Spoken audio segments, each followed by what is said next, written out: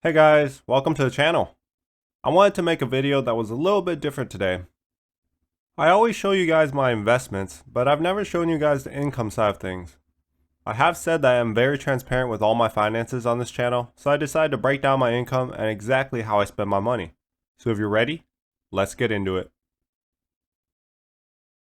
On this channel, I talk about all things finance, wealth building, and how you can achieve the life of your dreams through financial independence.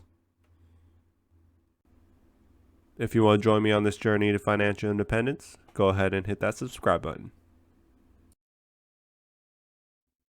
If you have seen my how to budget video, you know that I use EveryDollar as my budgeting app of choice. I have listed my usual income and all my expenses that you would see for a normal month. This budget does not include my tuition payments because those payments happen only once per quarter. To start things off with the income section, I technically get paid twice a month, but the way my paychecks are structured, I get paid on the 15th and the last day of the month. So, I go into the first of the month with a paycheck, then paid on the 15th and once more at the end of the month.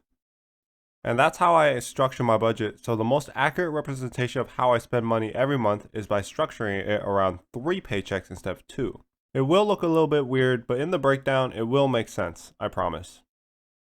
So here I have listed the pre-tax income of $4,941.96 per check. My employer also offers a 50% 401k match, so I include that here in the income section as well. The match is $420.07 per paycheck. Employer 401k matches are basically free money, so if your employer offers it, I highly recommend you taking full advantage.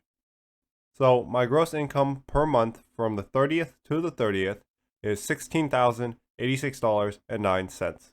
I do not include any of my passive income sources in this monthly income calculation because all my passive income is reinvested for compounding. Now, let's take a look at how the money is spent. The first section here is my savings section. I always pay myself first no matter what.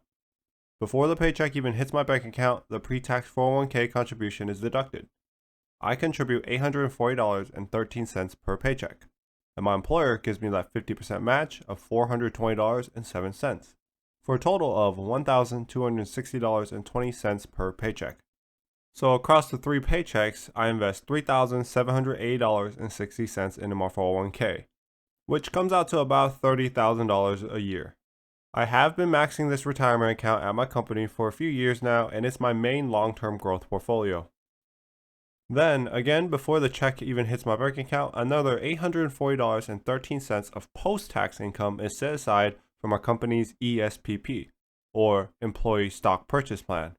Every paycheck I allocate 15% of my post-tax income to an account where at the end of every quarter, my broker will use all that cash to purchase company stock at a 10% discount. I also max out this contribution every month for a total contribution of $2,520.39. Alright, let's follow the order and talk about taxes real quick. You can't avoid them. Make sure you always pay the tax man. Even the Joker wasn't crazy enough to mess with the IRS. Before any money even hits the bank, a third of it's already used for investment. Then they take a bit over $1,000 per check, so I pay roughly $3,000 per month, or 20% of my income in taxes. This number would be higher if I did not max out my 401k contributions to lower my tax liability. After all that, the money finally arrives in my bank account and I immediately transfer $1,000 per week into my Robinhood account.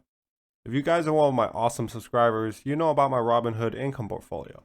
It's my main taxable account where I invest at least $1,000 per week into income stocks for early retirement. At the end of the month, if I have any money left in my checking, I just transfer it all into Robinhood. I do not keep much cash in my checking. For the last of my monthly investments, I invest $50 per week into Bitcoin and Ethereum. If you guys are interested in investing in crypto, check out my BlockFI referral in the description below. You can get some free Bitcoin, and the broker pays high interest every month for any crypto you have deposited there. After I get paid and make sure I have money for my investments, I pay the rest of my bills.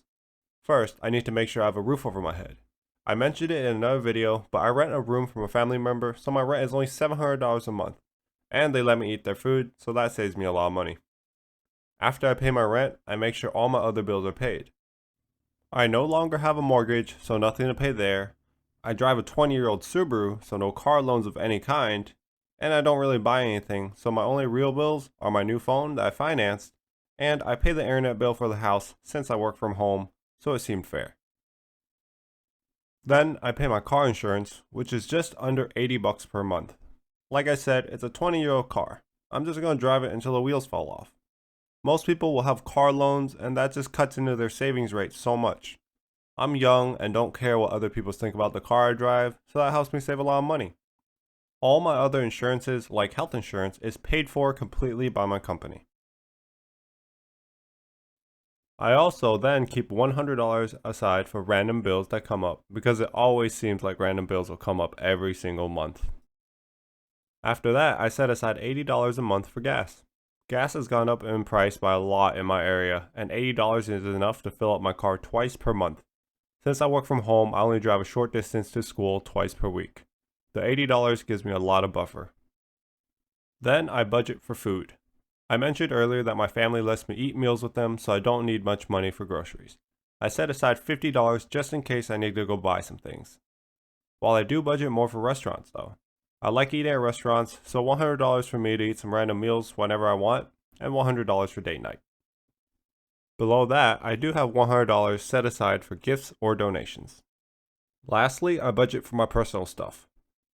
This section is very small because I don't buy myself anything. I do not really ever buy clothes. I will usually get socks or sweaters for Christmas, and I've worn exactly what I have for the last 6 years or so because there isn't any real wear and tear on clothes from normal use.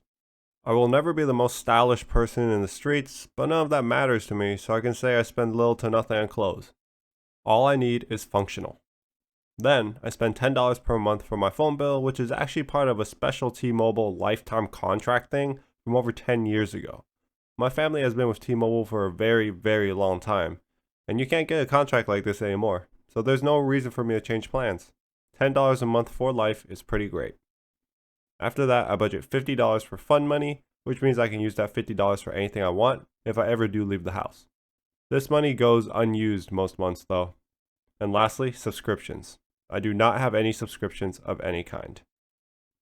Alright, let's move on to the last of my lifestyle expenses. I don't have a pet anymore because I lost one before and it broke my heart. I can't handle that pain again, so there's no expenses there. I don't have kids and I don't go out for entertainment. All the games I play in my free time are free to play, and I don't buy any of the new games. Once per quarter, I will have a big school payment which my company will reimburse, but it's not a normal monthly expense, so this month it's $0. Lastly, I do put $200 aside in case I want to buy a small part for my project car.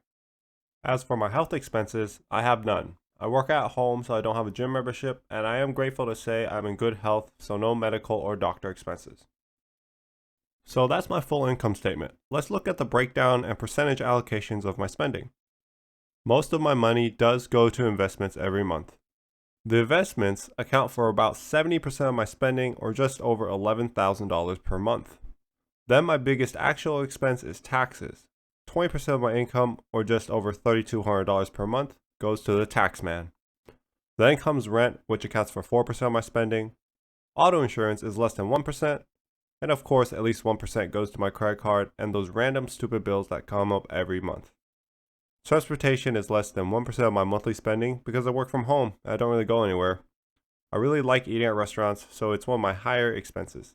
That's why I spend about 2% of my monthly income on food, or roughly $250. I also have 1% allocated for giving. That's in the form of gifts for special occasions or donations to people or organizations. I spent about 2% or $260 on my personal expenses, and lastly, 0% to health expenses. So, if we add up all my expenses that are not investments or taxes, my monthly living expense is $1,749 per month, or just under $21,000 per year.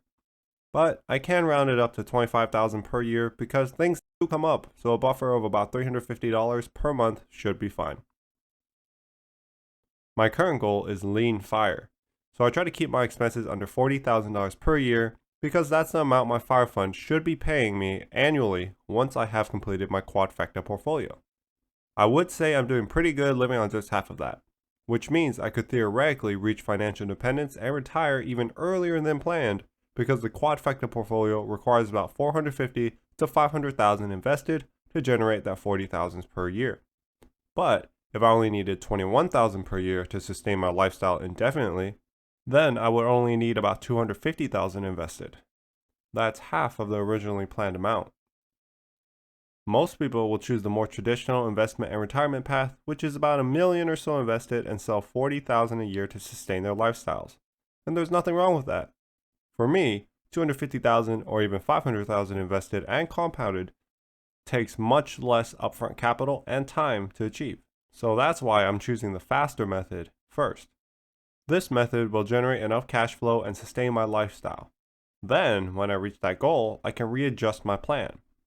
At that point, I can continue working and accumulating if I wanted to, and let my little nest egg compound to 10% annually and reach that $500,000 mark on its own within 7 years.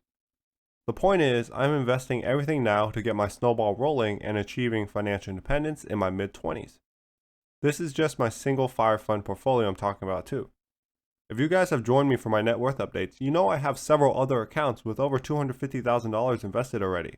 But those are my long-term accounts where I won't touch. But if I build this fire fund portfolio correctly, I will never have to touch those investments. I eventually want to put them all in a trust so my family will have generational wealth.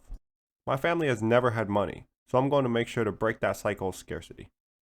I hope you guys enjoyed this look into my life. If you have any questions, please leave them in the comments below. I try to respond to everyone.